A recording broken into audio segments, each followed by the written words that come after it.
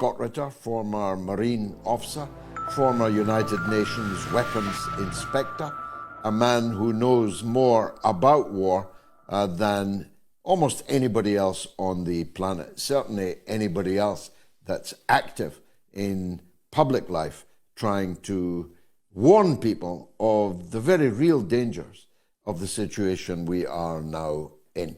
I'm glad to say he's with us now. Scott, let's talk, if we may, about, first of all, what happened before moving on to what might happen next.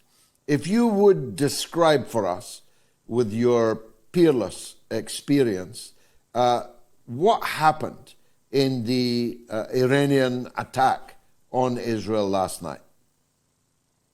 Well, simply put, what happened is that the Iranian government has established a publicly discernible policy on deterrence. They have let Israel know, and not just Israel, they have let the United States and every other nation within missile range know that there will be a heavy price to be paid if you attack Iranian soil. That Iran will not tolerate the kind of attack that took place on the 1st of April, where Israel attacked the Iranian consulate in Damascus.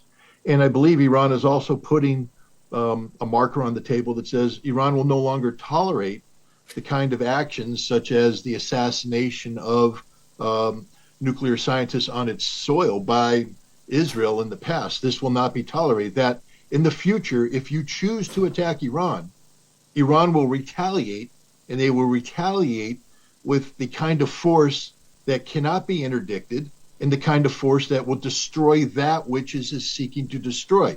Now, the Iranians were very clever in creating this posture, in that all they had to do was show a proof of concept. I think a lot of people were saying, well, they didn't destroy an airfield, they didn't destroy an Israeli headquarters, they didn't kill hundreds or thousands of Israelis. They weren't intending to. They were simply letting the Israelis and the Americans know that we have the capacity to destroy an airfield. All the Israelis have to do is look at a map, look where the Iranian missiles hit, and understand that the Iranians hit that which they were aiming at, and there was nothing Israel could do to stop those missiles from reaching their target.